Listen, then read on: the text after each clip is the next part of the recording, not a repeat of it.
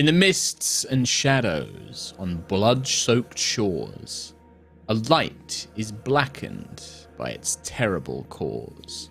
The moon doth rise, the howls doth call, and in crimson veil, the bride kills all. I was very slow to change that over. Welcome, everybody. We're back for Curse of Strahd. Oh, I haven't tweeted about it. I just realized I forgot to tweet about it. But we're back oh my God. for another episode of Curse of Strahd. Huzzah. Hooray. Huzzah. We're here. Huzzah. We're going to play some D&D. I'm Huzzah. here with these wonderful people. Adventure. Give me your best. Huzzah. Give me your best huzzah. Yeah, go on, Tez. One from Tom. Ree, best huzzah. Huzzah! I don't know. Kim, give me your best huzzah. Huzzah! Trot, give me your best huzzah. Katie, give me a huzzah. Huzzah! There you go. That really got Katie, that one. No one put a weird accent on it like Ree did. Huzzah. Well, yeah, Tom's was completely normal, Tom. Yeah. Huzzah. I think Ree's gone. She's still reeling She's from not her looking own. at the camera. She's just dying off camera once If she again. doesn't look at us, Well, she can't laugh. Oh, that's okay. we can see you, Ree. We can see you. Hey, You can still hear us. to keep you Ree. distracted from Rhiannon, we're back. We're back. It's Curse of Strahd. We took last week. We had to take off, and I think the week before we did the cat's protection thing. So it's a one shot. Before that, It's been a while. do. It's been a while. It's been a while. But we're been a back. long time. It's been a bit. It's been a bit, but we're back. We're going to play been a hot some Curse of Strahd with modifications. If you've already played through Curse of Strahd, some things in this campaign will be different. They've had some twists and turns along the way. Had a lot of characters die. So one of the things that we do is when we get in the game, we'll have everybody kind of go over who they're playing, what they're playing, etc., etc. What if That's we it. don't This is just remember like a little who we're bonus. playing, Mark? What if we Yeah. don't remember then make it up. anymore? Then just look on your character sheet. It's all written for that. It's all written down. So that's Remember fine. what Ree is, but not what me is. You know? Nice, good, Very perfect. good. That's it. There's not really any announcements and stuff. This is like a little bonus campaign that we do on a Thursday. Just while we've been in lockdown, play some more D&D. It's the perfect time to. It's the perfect time to play some D&D. Correct. What are you going to say, Tom? What are you going to say? What are you going to say there, Tom? I got nothing to add. You did it good. You did a good job. You did a good job. You did a good job. That's such a good job. Wow, what a good job. What a good job. Thanks, Tom. And with that, we're going to do a quick recap on what happened in the last episode, and then we're going to jump in and play some D&D. Let's play Thunder.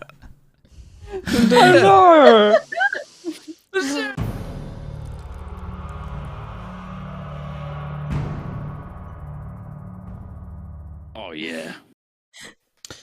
Last time on Curse of Strahd, the party have recovered 3 of the artifacts necessary to help them defeat Strahd. But with Madame Ava and Jesper gone beyond their reach, the party have no way of knowing what else fate has in store for them within Barovia. Meeting with Esmeralda and with turmoil and despair at their heels, the party head to Krezk for safety and a chance to regroup. They meet Alvaski, a strange young man haunted by something, as well as the abbot, an even stranger figure who has celestial beings at his command, and the whole town of Krezk as his devoted followers. The abbot claims to be a righteous enemy of Strahd, and wishes to help the party assault Castle Ravenloft and stop Strahd's plan to escape Barovia, but asks them to do one thing for him: recover a young woman, someone precious to him, from a kidnapper who escaped into the Northern Woods. The Northern Woods are hunting grounds for werewolves. In search of the girl, along with Esmeralda, Irina, and Ismark, the party finds signs of battle, as well as a young, terrified man who claims the girl is more than she appears, as is the abbot. And that, my friends, is where we are this week. That brings us pretty much up to date.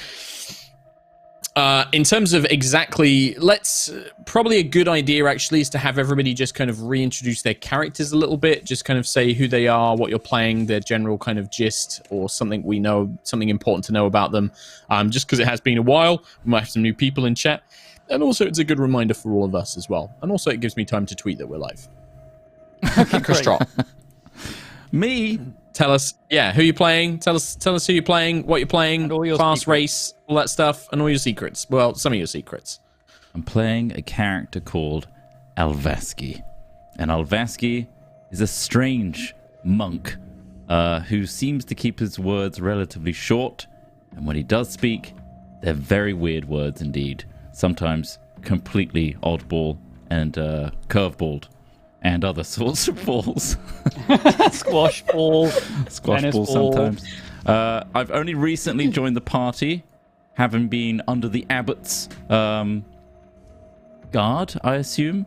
And I have ventured out on his wishes to join the party to help find this wife, this bride to be. And that's all you really know about Alvaski, other than some people have seen some stitch marks. Anyway, moving on. Yes. Yeah. I Yeah, believe some the people. only person who has seen those up close was the Maya and Rose, Tom I Meyer. think. Tom well, Meyer did, yeah. both Maya. Yeah. My. Yeah, technically both no. Maya and Mobo. Well, speaking of the Maya, Speaking Tom of and Ree. Maya, Tom, lead us, and then Ree, follow us up. Tell us or about the we Maya. could both talk at exactly the same time and say exactly the same thing at exactly the right pace. Right? Rhiannon? Yes. Yes. No. Okay, so no. I am playing the Maya, and Ree is also playing the Maya, a tiefling that has been split in half, undead, torn asunder. Growths of mold and mushrooms infect me, while Ree Maya is. I'm This is where I'm you like interrupt. insect hives and bits of wood and maggots and bugs and webs. Lovely stuff. Yeah, and we have a telepathic link with each other because we are essentially the same being, born from the Yes. land of Barovia. A dark You are a curse on manifestation everyone. of this kind of like the land itself. Yeah. Nice. And we Yeah. also have some curveballs and golf balls and stuff to say as well. Oh, you got balls Yeah. too? Nice. We got big balls, Nice. huge Sweet. balls, giant. I mean, I don't want to use the term "speaking of big balls." I was just like, is there another way that I can reference this? Kim, tell us about Dog's Body. Nice segue. Hi, I'm playing Dog's Body, and he's a perfectly normal human man who's misplaced his top. Thank you. No. You want to give us a bit more detail than that, please? Dog's Body is a Scourge ASMR, and he is a blood hunter. Order of the he's a werewolf. Well, he's not a werewolf. He's a kind of werewolf. He has been afflicted with lycanthropy, but has managed to kind of channel it into a boon rather than a Healthy ways. curse. Yeah. Totally healthy ways, and he's a totally healthy man. And his accent changes because, and his Okay. Yeah. balls are furry. Next up. Strong, Speaking good of boy. furry. Big furry, strong, good boy. And then last, the equivocal, the movie trope final girl, the only survivor from the original party, Katie. Tell us about Rose. Rose is fed up. Rose is done. She's done with this shit. No, Rose is She's got one more job left to do. She's got one she's a big job monster- left to do. a Monster Slayer Ranger, and only member of the OG party left, having lost her close companion Shadow, and now lost a friend Jesper. The dragons went along the way, but she wasn't as close to them. So you know, We had dragons. all good. Who knows? Unbelievable. But yeah, she's What are pretty. dragons? She's pretty done Just don't know. right now. It's pretty depressing But for old Rose. Does have at least one kind of final request from Shadow, who has been transformed Yes. into a vampire by Strahd. and who was very much a priest of not being undead, has basically gone, please come and kill me, please. This is the worst. I also really can don't consider like myself it. a priest of not dying, so Well, no, not necessarily of dying, of being turned into undead. Shadow was very anti-undead like and has being now undead. become the consider thing me a that believer Shadow too. hates. Then Yeah. I hate the undead. They suck, and now I am one. It sucks. Come kill me, please. Thank you. oh, she's up. Yeah, she's on a quest to put Shadow to rest. Put Shadow to rest. But you are all, obviously, all bound by another greater cause, which is that Strahd von Zarovich, the vampire lord of the realm of Barovia, has insulted, harmed, opposed all of you in some way. But you have also learnt that through the abbot, and I'm not sure if, I think Xeros did mention this, though not in full, that Strahd plans to escape Barovia, which would be very bad. You don't know how, you don't know why, but that has definitely been conveyed to you. And you know that something is happening in Castle Ravenloft. He's also seeking Irina, also known as Tatiana, who is traveling with you, who was a Barovian woman who has awakened to this knowledge that she is the same soul that has constantly been living separate lives, centuries and centuries, reborn, and that Tatiana was the kind of object of Strahd's desire. He greatly desired Tatiana. He saw Tatiana as his, even though she was married or to be married to his brother Sergei.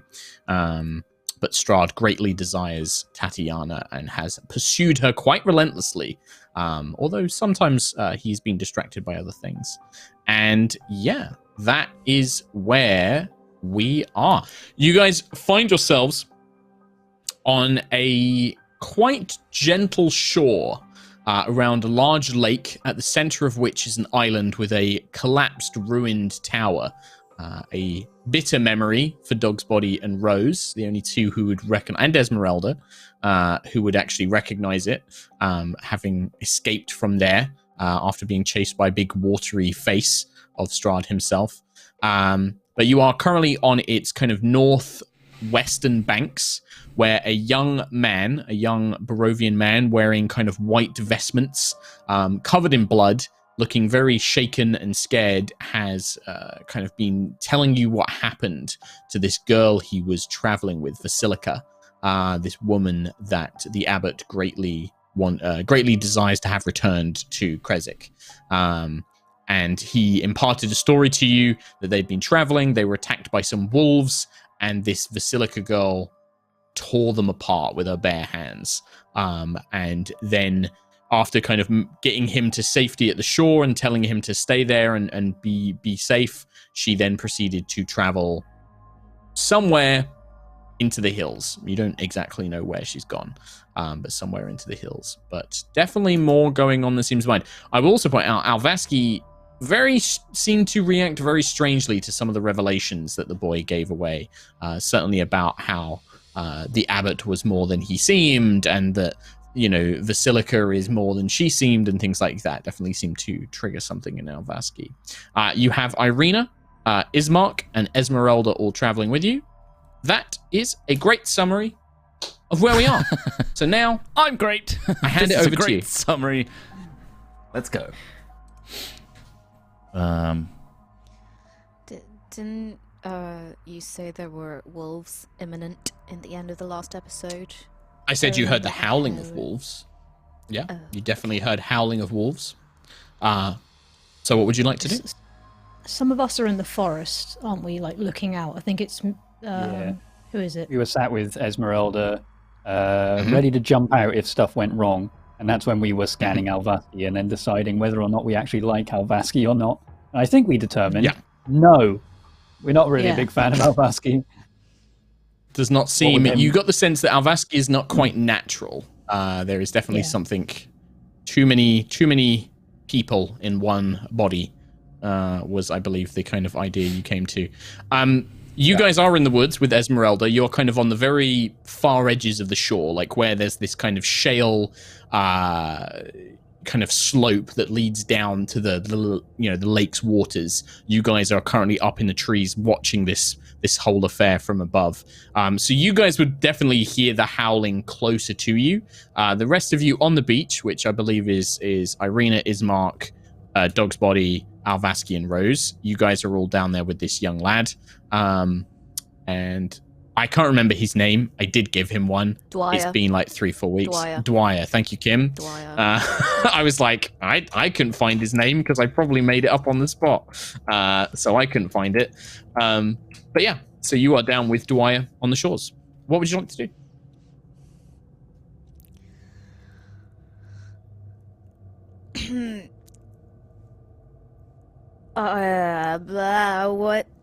What's my voice again? There we go. There it is. That's it.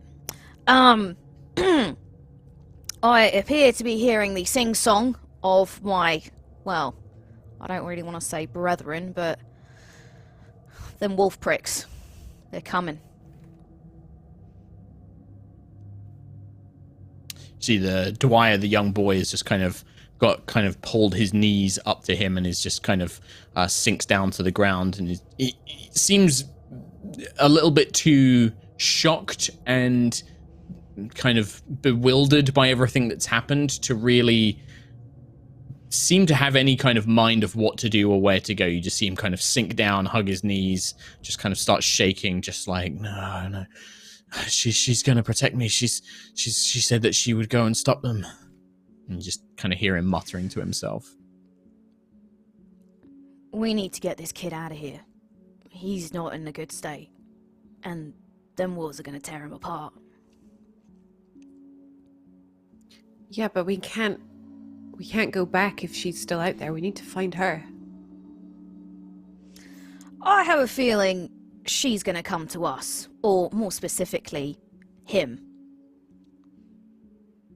I have had no dealings. Directly. That's Why nice would to know. she come to me? I wasn't nodding at you, Alvaski. I was nodding at Dwyer, the kid. She protected him, though. That's what I'm saying.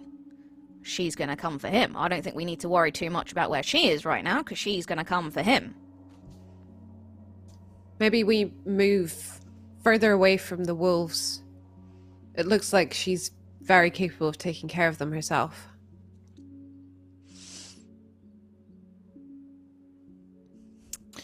Yeah. Those of you in the woods, the howling stopped a few moments ago. You guys can make perception checks if you want to kind of like keep an ear out, or tell me your passives, I guess, probably more accurate. Tell me what your passives are. My 15's passive is my 14. 15 and 14. Maya, you do hear the sounds of something in the woods moving through them. Something is, maybe far off yet, but, within hearing range. You can hear something. Down on the beach, the kid doesn't look like you're going to have to either drag him, pick him up, carry him. He doesn't look like he's really going anywhere. He just kind of begins walking back to the rock that you found him at, as if he's just about to just sit back down.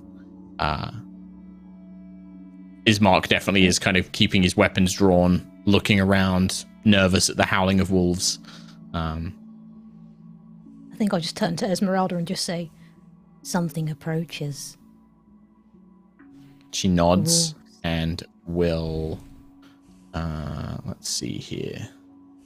Got old Esmeralda's stats.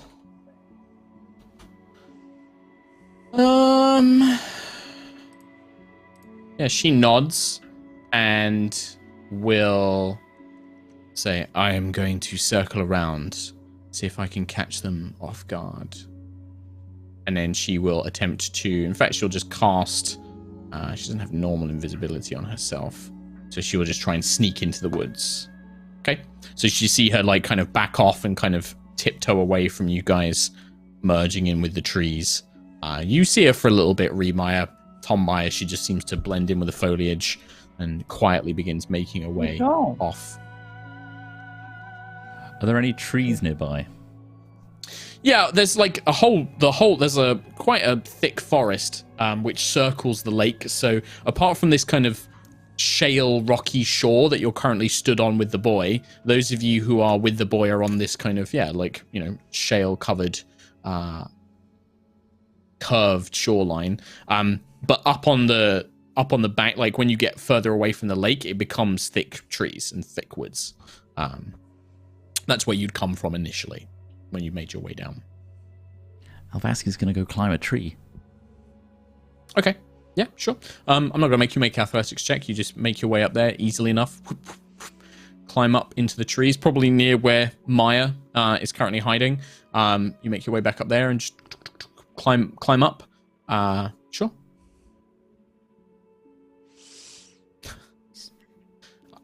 I think I'll cast Right. Pass Without Trace just to like cover myself and Tom Meyer. Just keep Okay, so the ourselves. two of you are under the hidden. effect of Pass Without Trace. Sure. Okay. Oh, nice. Are Super we stealth. fighting or are we fleeing? Rose, what do you want to do? I guess it's... Wow, where is everyone? I mean, you see Well- Alvaski run off and just start climbing up a tree. Ismark watches him with a cautious eye. Irina looks to Rose as that's who you were asking. Well, I'm not going to stand and fight if people are hiding right now.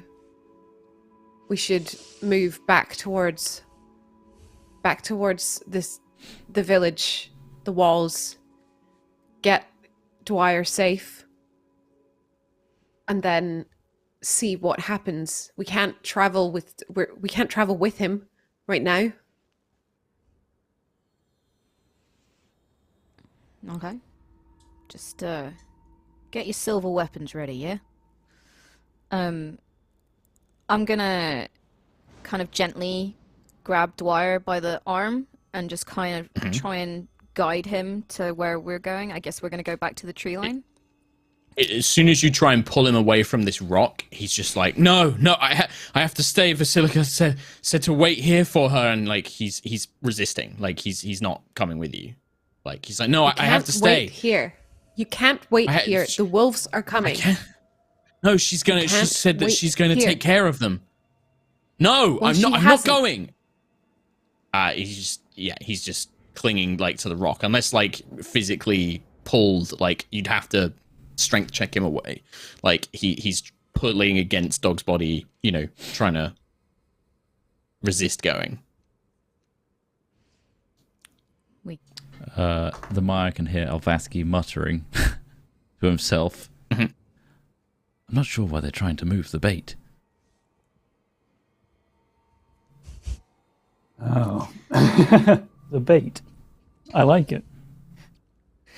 How much do I like it? Ree, how much do you like that? I kind of like it. Hmm. Yeah. I'm trying to get the girl.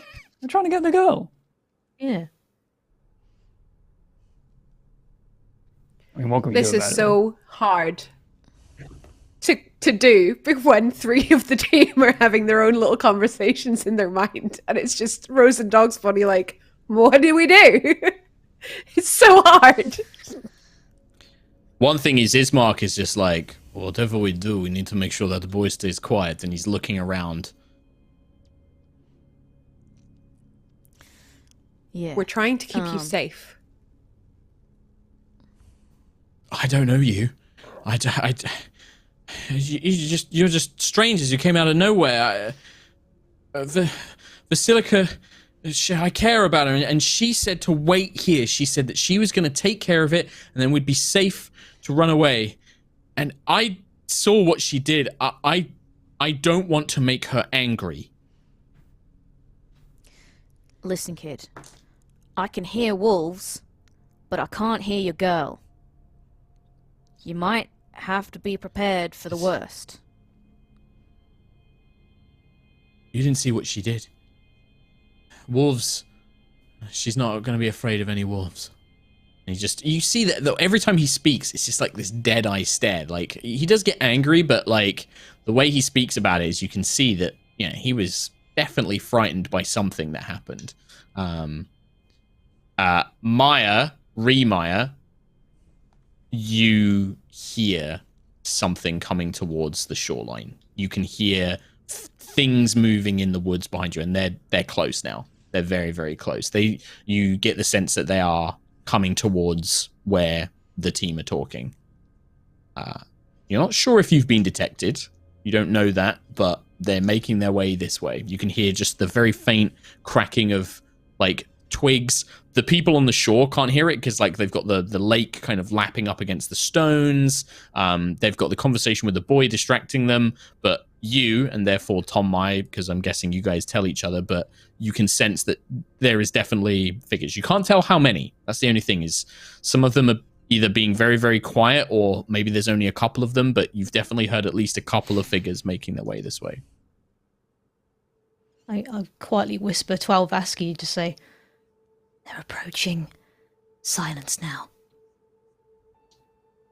Very well. Hopefully that one picks up. And he points at the boy. Okay.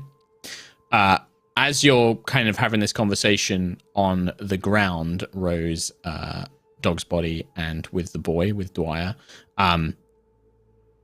figures do emerge out of the tree line.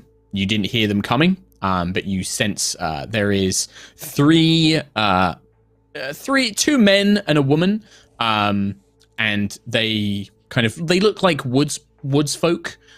They've got like loose tunics. One of them's carrying a big two-handed axe. One of them's got a spear. One of them has what looks like a crossbow. And they kind of step out of the woods and look down. What's this then?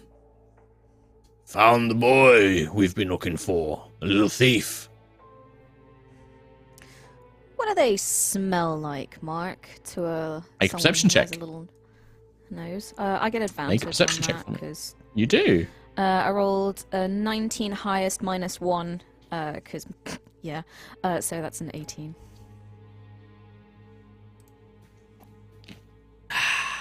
It's difficult because you kind of have this large lake behind you. So you're getting like the smell of like the water and the rock and kind of all mingled in, but I mean, they're standing maybe upwind to you as well, which is, you got an 18, that's pretty high. I'd say there's a very familiar scent. It is the scent of kind of beasts and damp caves, the smell of blood, all kind of mingles in. But unfortunately for Dog's Body, it comes mingled with very unpleasant memories that would probably unsettle Dog's Body a little bit. This kind of, you remember the first few nights of the transformations, you remember the beatings that you received by the pack when they were trying to kind of break you, make you obedient, that sort of thing. You remember the desperate attempt to flee, and it just leaves you for a moment, although you kind of sense it and familiarize it, it kind of just leaves you a bit bewildered. Rose, what about you? What do you want to say anything back, or? No, I don't think she will at the moment. Okay. I think she's just gonna stare The them two down. men start making their way down the shore. What are you doing out of here? We'll gladly take the boy off your hands. You can see they're kind of looking around warily as well as they draw closer. The woman with the crossbow stays up by the woods, up on the top of the shore, looking down. Dog's Body's curling his lip. You can tell his jaw's clenched, and there's a low growl, like just a, "What did the boy do?" Their eyes lock with yours, Dog's Body. And there's not a flash of recognition, because you don't recognize these ones, individuals. But they smell you. They just grin. Well, I guess trickery is out of the question.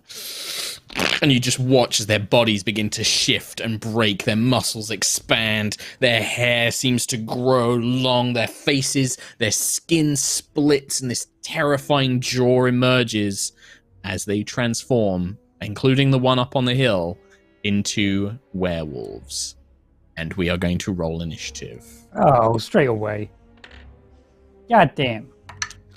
They smell Dog's body. They have certain things that they know about. I need to add a bunch of people to this encounter to make it easier for me. Esmeralda. Is Mark the Lesser? And there's 3 of them, did you say? There's 3 of these werewolves, yes. Uh-oh. Uh-oh. Save encounter. Run encounter. Ruh-roh Raggy. That's what doggy. Doggy? Oh. Is that your cat's name? Doggy? Doggy boggy? Doggy, oh doggy, I'm good doggy.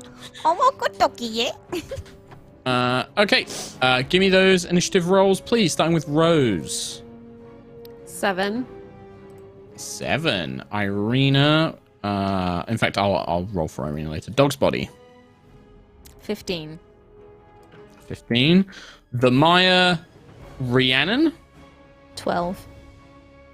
12. The Maya Tom. 11. And Alvaski. 6. Nice. I will say these three werewolves do not seem to know about the Maya or Alvaski. They do not seem to be aware of you guys. Okay. So any attacks against them will have advantage. And in fact, you guys, I would say, if you want to do anything, you would technically have a surprise round because they don't know you're there. So we could, the 3 of you could take your actions. They also don't know where Esmeralda is. You guys could take your actions first, and then we'd go into the first round of combat. And you can decide, what order you guys want to take that in. So, do these... I don't know if werewolves count as beasts. They do not know. They're like monstrosities. They're like human monstrosities. Shit. So dominate beast and charm monster, they won't work. Charm monster would. Charm monster works against everything, basically. Okay. But yeah, dominate beasts would not. I'll probably throw a charm monster down at the one closest to us, which I guess is the crossbow one at the back. Woman, yeah, the crossbow woman up on the top, yeah. She's like standing not that far from you. She just doesn't seem to have noticed you, maybe mistaking your scent for the natural world, perhaps, with the pass without a trace. The smell of insects and moss and things like that, you were overlooked. Yeah, you can definitely attempt that. Red powder sort of sprinkles from the tree above her. She breathes that in. Oh, suddenly this she's will so reveal calm. you. This will reveal you. Casting any spell. Fine. Yeah. She's now off her tits, so it's fine. She has to roll a wisdom save of 15. 15. I got a 16. Cool. Nothing happens. So you watch this kind of spore descend over her, and you see her like blinking and like looking around in confusion. Still the surprise round. So Remaya, Alvaski, if you guys have anything. Rima? Are they the other 2 werewolves? Are they about like 60 feet from us? I'd say yeah. Like I'd say probably not even that far. I'd say at the moment we kind of have the team down by the lake. They've got their backs to the actual water, so there's nowhere for them to go behind themselves. They have to move past these 2 werewolves and the third one to get back to the kind of tree line. There's about sort of 30 foot of shale shore, 40 feet of shale shore. Then there's this very slight kind of slope, maybe like a 10-foot slope. And then there's the woods and the tree line. So they're about sort of 55 feet away from you. So can I...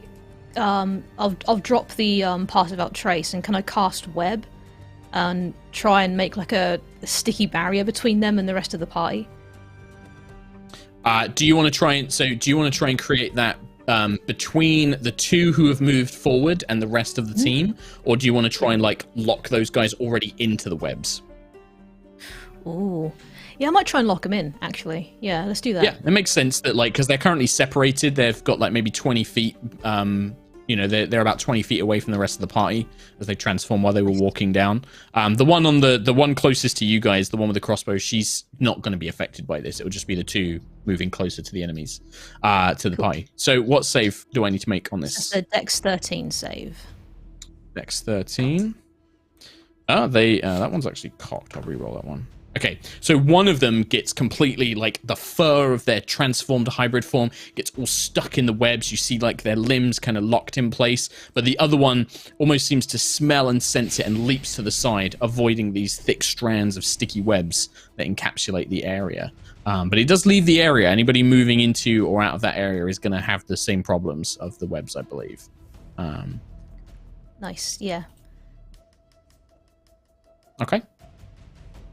In that case, Alvaski in the surprise round. I'm going to whisper to the Myers. The plan, it's muddled. Makes no sense. What am I doing? Okay. That's the whole turn? They can respond, I assume, right? They can, yeah. Free speech. The one below us. The one below us is still a threat. Can I? Yep. I've got Shape Changer, right? As part of my traits. Can I? I don't know, do you? You tell me. I don't know how much you want to give away. I yodeled then. So,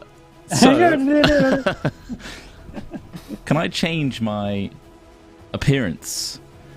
You wouldn't be able to look like a werewolf form, I don't believe. No. Can I change my skin to look like tree bark the tree that I'm at? I would say you can make it the same color as tree bark. You can't make it take on the it can't look like tree bark. It's so not same like a hair camouflage color, spell. same skin color, as close as I can resemble the hue of this tree. Yeah. So you basically have like shift to like these brown tones and like, all of this kind of, this kind of, maybe it'd sort of be a pale birch almost actually. But yeah. So kind of And like black and white kind of jagged shapes and stripes all over. I wish to quietly get behind them without them detecting me at all. All right, well, you're undetected as is. You're currently still undetected. Like, that's why you're getting the surprise round. They haven't noticed you. In which case, I wish to attack them, jumping onto them, and just beating them as much as I can. I guess it would be... Yep, you have advantage. Unarmed strike. Here we go. This is 11 to hit. You've got advantage. You do have advantage, yeah. As I said, you do have surprise. Roll again. 15. Okay, so because of the advantage, as you leap down, what is this, like a kick or like a, are you sort of like punching as you land next to them? I think it would be using my body weight and the foot going into like collarbone kind of thing as much as possible. So you swing down, very sturdy. The impact hits. You're not going to like knock them to the floor, but they do take a heavy blow as you almost like kick off them to land successfully down. Because you have slow fall, you don't take any damage from jumping out the tree either, so easily enough. But yeah, you fly down. That's 6 bludgeoning damage, and I'm going to spend a key point to do 2 unarmed strikes as a bonus action. So, do your unarmed strikes count as magical weapons? As a monk. If you're Sun Soul, I think they do. They usually do after Only a if you certain use this as level. radiant. Yeah, that's the thing. They usually do after What a certain level are you? level. I am level 8. I'm pretty sure they do at this point, but we'll check just to be sure. We'll check. So I think this is on the Don't you key get- strikes. 2 regular strikes and then a unarmed strike. He does have extra attack as well, yeah. He does. You're right, I do. Yeah, Key so empowered this is- strikes. and then- Yeah. Key empowered strikes, so they do count as magical, your attacks. So that actually does full Excellent. damage against this guy. All right, then and I'll then, yeah, do you my get your second extra attack. attack. Yep. And Here then it you can spend a comes. key point to do 2 unarmed strikes. Is this an advantage now, or is he aware? I'd say this would be normal attack, because now you've kicked him in the back of the head. This creature is now aware that there's a threat, and Yep. they're now Fair defensive. enough. So that was only an 11 to hit. So this, against like a normal person, you think that this punch or whatever it is would hit, but this creature moves with surprising agility and manages to kind of pull themselves away at the last second. But I'm going to spend a key point and do 2 more unarmed strikes. Nice. Yeah, you're getting used to playing a brand new class. Like, we'll take it easy. 13 to hit on that does hit, yes. This time the second strike comes in. Your magically enhanced fists. 6 damage. 6 more points. And then 16 to hit on that one. That hits. 6 more. Wow. 6 more Awful damage rolls. I mean, it's unarmed Oh, strike. 3 Ones attacks. in a That's row. like Shit, if they're all 12, ones. 18 points. They were all ones. Oh my 18 god. point, but that was rolling all ones, and you still did 18 points of damage. Yeah. So super good. ones. You come down with these flurry of strikes, these multiple kind of blows. You see this werewolf holding this super heavy crossbow, just takes these blows, gets pummeled by them, and then just she snarls. Ah, one of those Kresik fools, brothers. I've not caught one fish yet. Nice. It's the end of my turn. Infuriating. From the tree line, Oh, here we go. what she cast here. You see, one of them's webbed. You see Esmeralda dart from her hiding spot in the tree line. She slides down the slope of the shore down onto the rocky shores and lines the 2 of them who had advanced on the party up. And you see her bring her hands back, and a bolt of lightning comes flying out of them. Because one of them is webbed, I believe it automatically fails the saving throw on this, because I believe it incapacitated. Oh, Lovely. Let's have a look. You love to see it. Not incapacitated, restrained. Has Restrained, yeah. disadvantage on dex saving throws. So I'll do that one first. That is 14, which is a success, unfortunately. And then the other one is the one who isn't webbed actually fails, which is bizarre, but that's how D&D works sometimes. So you watch as she kind of slides down. She lines these 2 up. The one in the webs manages to just twist itself enough that Esmeralda wasn't expecting it, and it avoids most of the damage. But the one behind it does not see the lightning bolt coming and takes it full blast to the chest. That's going to be 11, 14, 16, 19, 26 points of lightning damage. And then 13 points to the other one. As this blast of lightning just echoes across the lake as this bolt of blue slides past, striking both of these werewolves. And you see them like, and they just howl and cry out in pain as she does so. That is it for the surprise round. Now we go in initiative, and the werewolves will respond in kind. Each creature that starts its turn in the web or that enters them during its turn must make a dexterity saving throw. A creature restrained by the webs can use its action to make a strength check against your spell DC, or if it succeeds, it remains strength. Okay. So the first one who is trapped in the webs is going to use its action to try and break free. What's your spell save DC there, 13. Rianne? 13. It does manage to break free. So with these giant claws, it just reaches down and it just tears and rips at the webs, and then it is going to basically sprint forward, probably to engage. Esmeralda just did lightning bolt them. Yeah, one of them's going to rush towards Esmeralda. The other one who wasn't restrained has to make a saving throw at the start of their turn. They succeed, and they are going to probably dash towards Rose and Dog's Body and Irina, probably engaging. Are we meant to be seeing a map, by the way? No, not just yet. Okay, This cool. is all theatre of the mind, unfortunately. Good. That's Let's see here. It recognizes Dog's Body as a threat, but then it also knows that Dog's Body is probably going to be the stronger one out of the 3. Well, that's what they think anyway. So it's between Rose and Irina. I will roll a d6. 1 to 3, Irina. 4 to 6, Rose. 5, Rose. So this werewolf, Rose, and I guess for Rose, this is, you see this thing, and this isn't like Dog's Body where you know the person. This is everything that Rose has probably dreaded since her brother comes rushing at you. She's mad. She's not like scared of it though. No, yeah. This is kind of pissed like off. this. She's This ready. this thing that you hate comes charging at you, and is just going to unleash its attacks into you.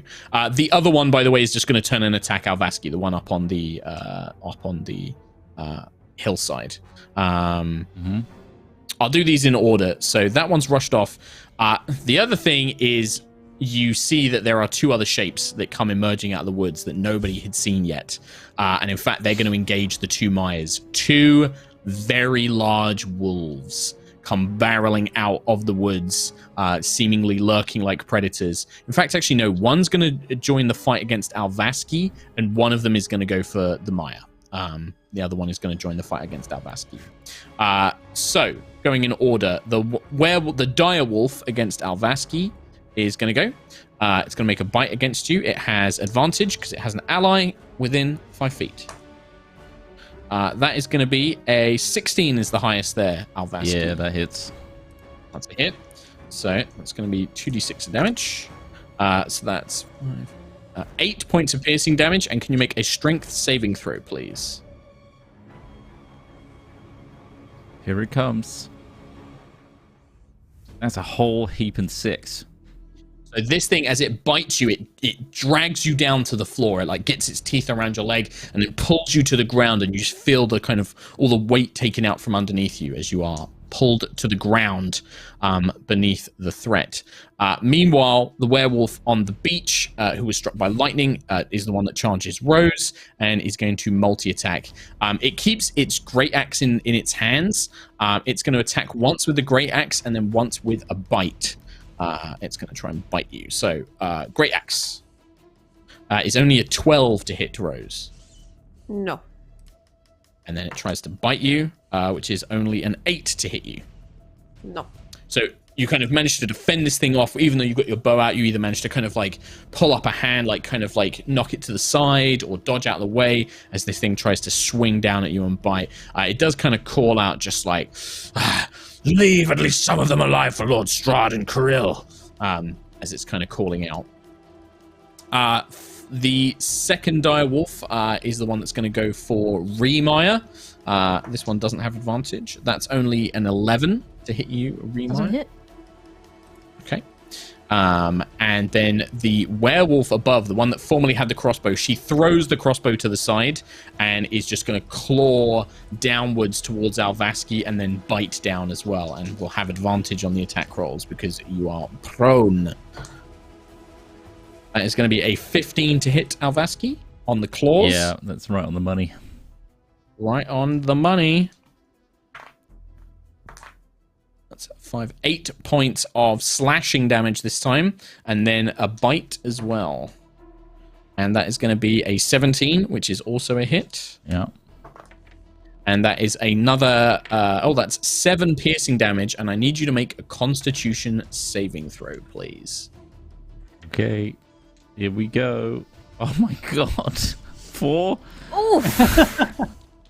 You've rolled so many ones today. Crazy. The claw, as you're pulled down to the ground, Alvaski, the claw kind of rakes across your chest, and then just before you can even try and defend yourself, these giant jaws clamp down on your arm as you try and like hold off, defend yourself. The bite is particularly nasty as it kind of chomps down, and you just you kind of throw yourself off, and you do feel slightly unwell as the teeth come away. After them, they all go first, but like they literally their initiatives were very, very high. Dog's body. I am going to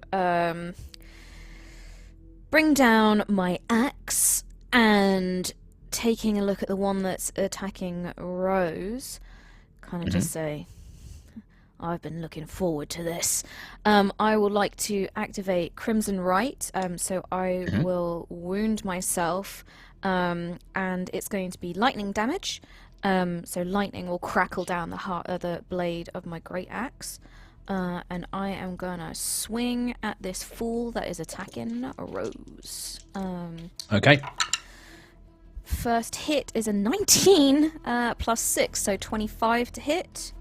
That will definitely hit. Do you want to roll the second attack now? 7, 8, 9, 10, 11. I rolled all my damage dice with it, so I can do that if you want me to do it that now. Or No, this is with the great rolled it. axe, yes? This is with the Great Axe, so I rolled 7 plus 4, and it's magical now because it's got Crimson Riot on it. So 7, 8, 9, 10, 11. 11 points of Great Axe damage and 5 points of lightning damage. Okay. Just remember you won't get the blood spear effect if you kill with the Great Axe. I know. That's cool. Yeah, the Great Axe comes down, and with a great swiping blow, it carves deep into this werewolf's flesh. You can see he's not wearing any armor. It just kind of cuts through, and as this great gash rips across their muscular, furry form, and then the lightning seems to course through its body, causing it to spasm, where it's already been sort of blasted by Esmeralda's spell. Still standing, but looks heavily wounded. Deep, thick black blood gushing out of its wounds. One more attack, so I've got extra attack. I rolled a 10 plus 6, so 16 to hit. Will very easily hit. 8 points of axe damage and 3 points of lightning damage. So this one nearly knocks the creature off of its feet.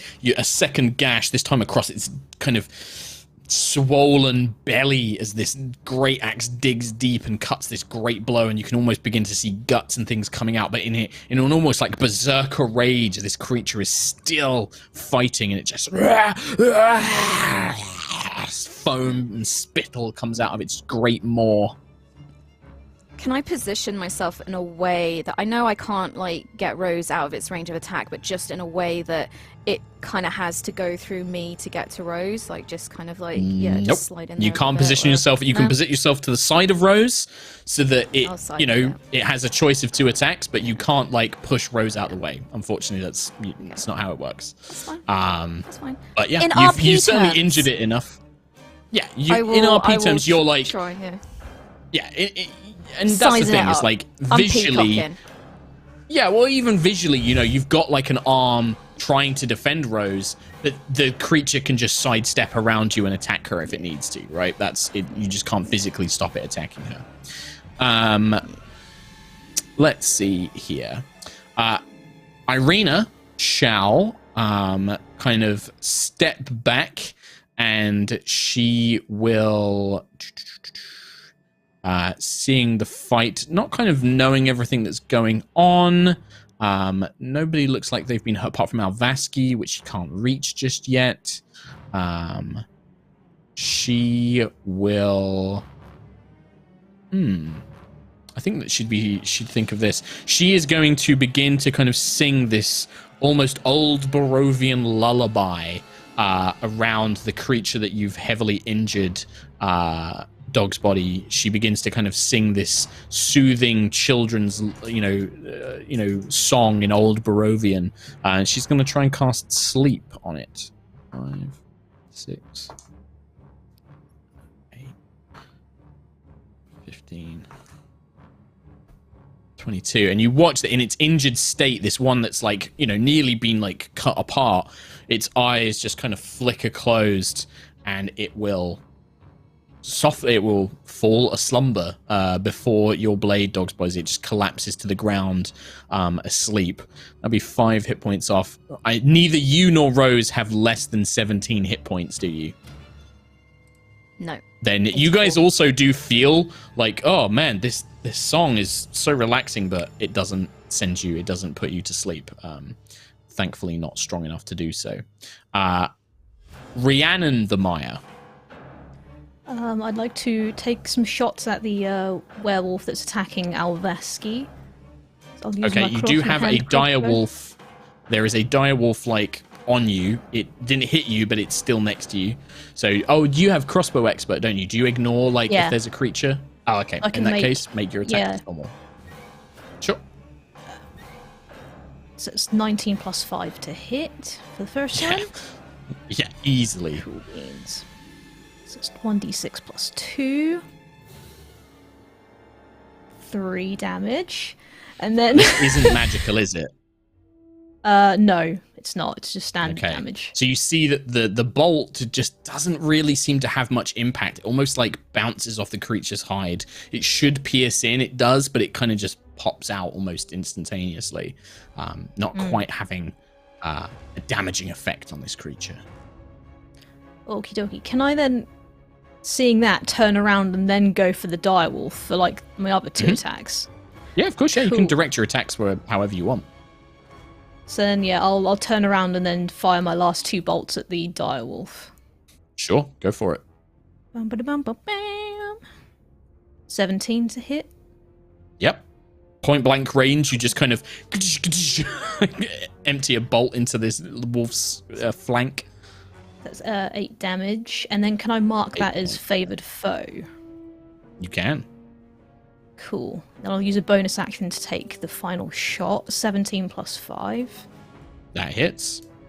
And then The first crossbow bolt marks it with these kind of like buzzing insects and creatures, and then the second bolt is almost guided in place. Cool. 5 and then damage on the that second one.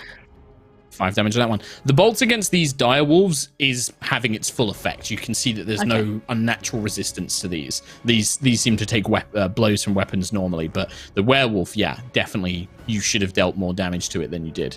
Cool. That's your whole turn. That is my whole turn, yeah. Thank you. Tom Meyer. So is Remire still in the tree, and also the direwolf that was fighting her? Well, you guys weren't up in the tree. You were hiding in like the woodlands. You weren't actually up in the trees. You guys were hiding in the woodland itself. Alvaski went up the tree, but you guys were just like, down in the bushes and shrubs. So you guys are like still in that forest section. There's this one dire wolf, and then Alvaski has one of the werewolves and a dire wolf next to him. Well, I want to infuse myself with the wildlife around me with Symbiotic Entity. It gives me 32 temp HP, and among other things. Right. And I want to climb out and basically go face to face with the wolf and the werewolf that's fighting Alvaski. Yep. So, as a reaction, when they enter my range of 10 feet or whatever, they need to both roll con saves. For my halo of spores. So the werewolf is going to pass. That's like a 19 plus a lot, I think. Oh, yeah. 19 plus 2 is 21, but the direwolf fails. The direwolf fails. So what we see, so for those of you on the shore, you see one of the Myers kind of just emerge from the tree line, and the fungus seems to almost grow around them like armor, becoming like this kind of protective layer, and then all these red spores just seem to out. I also am latched on to leaves and branches around this bush. I basically pull the bush with me, but it becomes part of my armor. Amazing. And the halo of spores then infects the wolf for 8 damage. And poison damage? Necrotic damage. Necrotic damage, okay. And then I want to do a blight on the werewolf. Yes. The big blight. Yep. Annoyingly, it's a con save again, but... Well, I mean, they can still roll low. I didn't. I rolled a 17 plus 2 is 19, but you still do half damage. Half damage. 8d8. Boom! Wham! 21 damage. 42 max, 21 damage, even halved. Even though this creature seems to resist some of the pain, it kind of, its body jolts upright over Alvaski. She screams as these red tendrils almost rip up from the ground and like skewer her veins, and just like she finds to kind of pull them out and resist this kind of toxin or some sort of draining essence from your spell. Awesome. Not dead, and then I want to push Alvaski out of the way and get in between them. Can I do that on my turn, or? No. You little troll. You little troll. Okay. Back on the ground. That's your turn done, I'm assuming. Maya, that's Tom. a lot. That's a lot. All right. Ismark, with his cool Phantom of the Opera mask and his like bandaged hand where he got all burnt and fucked up, with his silver flail that he did get out of Esmeralda's pocket, he looks at the one that's currently asleep at Dog's body. He looks up at the one that Alvaski's just fighting, just get absolutely wrecked, and he turns to the one that's run towards Esmeralda, and he's going to chase that one instead, thinking that, like, well, I think everybody else has got these handled. I'll just go deal with this one. He's going to make 3 attacks, 2 with his flail and 1 with his hand axe. So we have the first one hits. The second one also hits. So first attack from old Ismark is going to be 10 points of bludgeoning damage, which the werewolf does not resist, as it is from a silvered weapon. And then the second one is going to be only 5 points of damage from the silvered weapon. And then the hand axe, which is not silvered, unfortunately, is still a hit, but is somewhat resisted and only does 3 points of damage. So you see Ismark comes in swinging the flail like, for Barovia! And then he cuts down with the hatchet. The werewolf kind of staggers from the blows. Cursed silver, foolish boy. We will make sure Kiriel eats your heart. Rose. There is a sleeping werewolf completely at your mercy at your feet. There is also one that Ismark's just fighting. Yeah, that's just engaged Esmeralda and Ismark's fighting. And then there's the one which it's just obviously been hit by some powerful spell, but it's over Alvaski. Which would you like to go for? The one, I think she'll focus on the ones that are still up right now. So the one that Ismark is fighting, I think she's gonna just pull out some silver arrows and I think you got 20 of them from Esmeralda, right? I got some from Esmeralda. So that is a 16 plus 9. Fancy dice, hard to read sometimes. Yes, that hits. Yes. Wrong dice, that's an Ayla one. Never mind. 7 plus 4. 7, 8, 9, 10, 11 damage. Silver arrow. Silver arrow bites into the werewolf's chest. You see it kind of turn like, And that is a 14 plus 9. That hits as well. Hit. Yeah, these guys aren't wearing armor or anything. That's all right. Slayer's Prey for the second one? I only get it. Is it a bonus anyway. action? It's a bonus action. I get it on a second hit. Yeah, you can bonus action. It only applies to one. Sure. 8 damage on the second arrow, and then 5 damage from Slayer's Prey. Oh, so you see these arrows kind of thud into the werewolf, kind of like Boromir in Lord of the Rings. The first one impacts it, nearly spins it around. The second one catches it in the side, and you see all of their movements just slow down. They kind of drop to one knee, heavy breathing, still alive, but on death's door for sure. Cool. That's me. That's all my stuff. Nice. Esmeralda is after you. She will look over to you, Rose. She kind of nods her, like, almost kind of gallantly kind of, like, gestures to Ismark and then nods at Rose as a kind of, why, thank you. You've weakened it for me. And then we'll pull out her own hand axe and silvered short swords. And she will also make an attack. That is going to be a hit on her hand axe and a hit on her silvered short sword. And in just with the hand axe alone, she cuts the werewolf's head off. There's just no mercy. It's just she looks disgusting, and then cuts the head off and just lets the body slump to the ground. Then she will just begin making her way over towards the one over Alvaski, but she's not going to have enough movement to quite reach it. Alvaski, your turn. Bottom of the round. Thank you. Is going to spend a key point to Step of the Wind. Okay. He's going to disengage. It allows him to disengage or dash as a bonus action. And my jump distance is doubled. So, can I Step of the Wind, jump back into the tree, and from there, I would like to use my bonus action to disengage. What's your strength score? It is +1. No, what's the score? Like, 13. not the full number. 13. So you can jump 20, 30, 39 feet in a single jump. That's a long jump, so half that would be 15. You can jump about 19 feet up. So you roll out of the way, and in a single jump, you just land back on the tree 19-foot branch that vertical you leap. jumped down.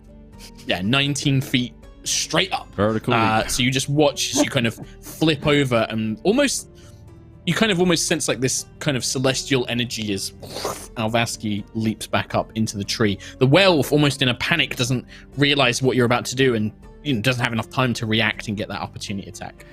I'm going to use a radiant sunbolt to do an attack on the wolf from up here, which sends forth literally a bolt of radiant energy. So here we go. Yeah. So how does this ding-dong. look when Alvaski does it after you roll the attack roll? Let's see if it hits first. 13. It does, yeah. So what do we see? Like, how does this work with Alvaski? This is the first time that people have seen you use this ability, So what he does is like almost like a underarm baseball throw, but he throws his arm in a curve upwards, and that sends almost a blade of radiant energy thrown down and slicing the direwolf. Nice. Give me that damage, son. Here you go. Click. 10 points of radiant damage. That's not Definitely 6. doesn't resist that. So you just watch as like the blade kind of pierces this female werewolf in the chest. Black blood begins streaming out, but the blade just disappears into light. It just burns away, just leaving this gaping wound. That's me. Did my bonus Is hand it you? action. Oh.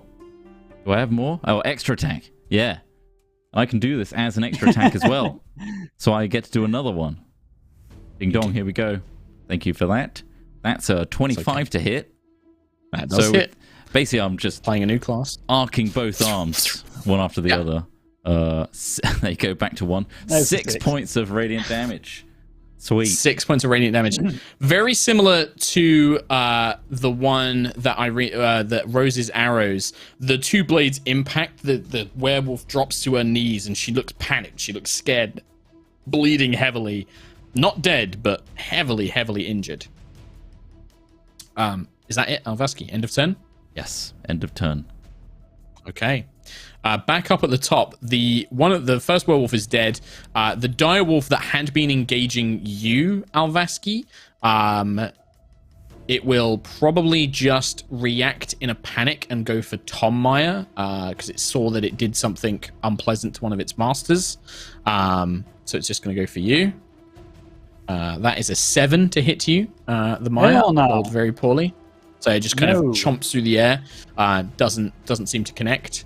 The werewolf that is asleep, and I'm pretty sure it stays asleep until you wake it up. Pretty sure, yeah. I'm gonna wake it up. Yeah. Until the spell ends, the sleeper takes damage, or someone uses an action to wake it up. Yep. So that thing is asleep. The second direwolf that was attacking Remire will basically, you'll get a free swipe at it, as it's going to charge towards Tom Meyer as well, sensing that he is the greater threat. So if you want to make a melee attack, go for it. 12?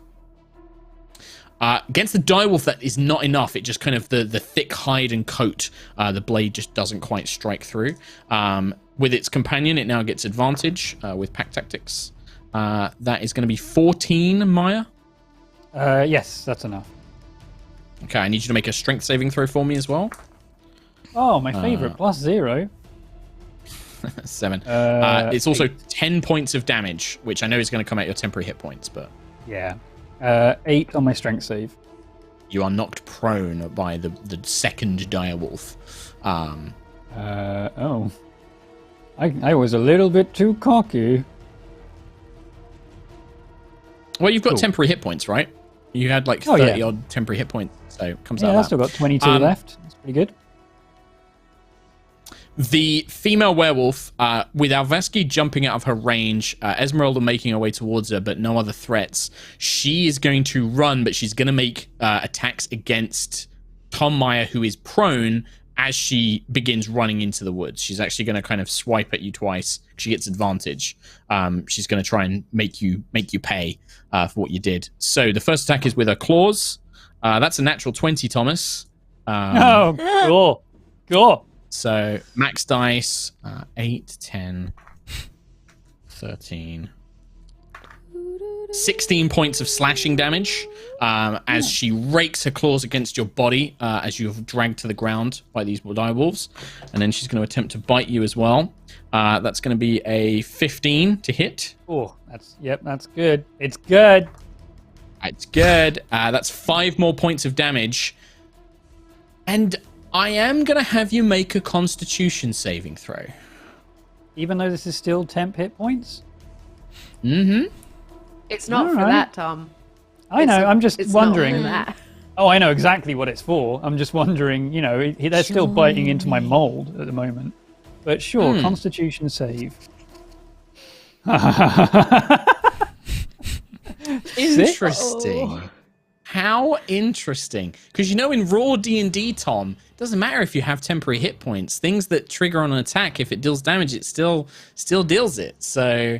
Yeah. No, I hear you. You just feel like this woman bite down into you, and then something in the symbiosis seems off, and then she just continues the rest of her movement, getting about 20 feet into the thick woods.